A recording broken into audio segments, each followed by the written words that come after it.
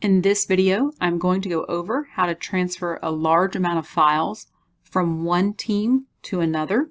In this case, I have my class team from last year, and I want to take the class materials and transfer it to another team. So remember, in the General Channel, Files, you'll find the Class Materials folder. This is the only read-only folder in all of your team channels. This is where you should place all class materials.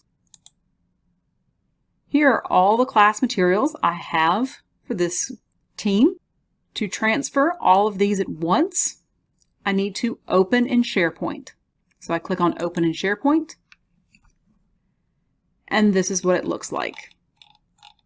I'm in the last year's class materials. What you'll do is you will toggle all of these and you'll select Copy To. And then over here you have a couple of different options. I need to search for this year's team. There's one that will work.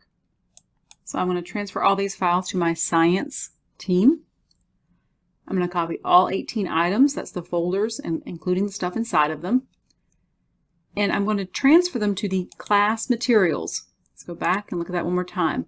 I'm choosing class materials.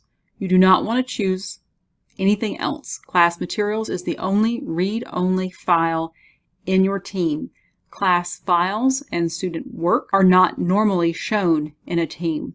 So you'll want to make sure you transfer it to class materials if you're transferring to a class team. And I'm in the science team, class materials, and I select copy here.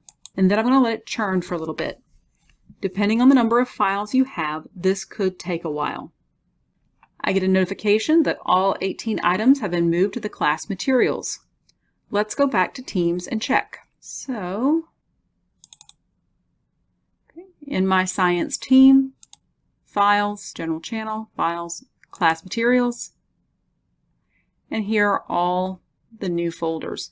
Notice it's got the new symbol, and let's just make sure everything is there. So in this folder, yep, 2 files, beginning of the year info,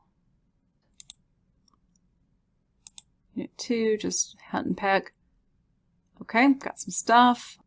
And then everything else is probably here. So in order to transfer a large amount of files from one place to another in Teams, you're going to need to do it in SharePoint.